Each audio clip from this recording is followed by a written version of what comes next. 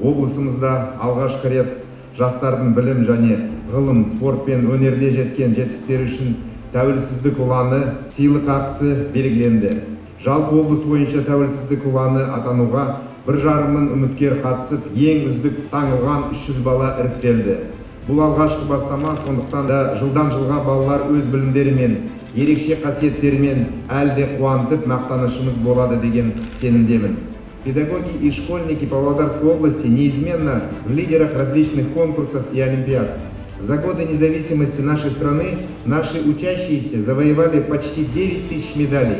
Среди них есть и международного уровня. В 30-летие независимости Республики Казахстан учреждена ежегодная премия «Тәуелсіздік ұланы» для талантливых и одаренных учащихся. Ардақты ұстаздар, сіздерге адал еңбектеріңіз үшін, біздің облыстың дамуына қосқан баға жетпес үлестеріңіз үшін шынайы алғысымды білдіремін.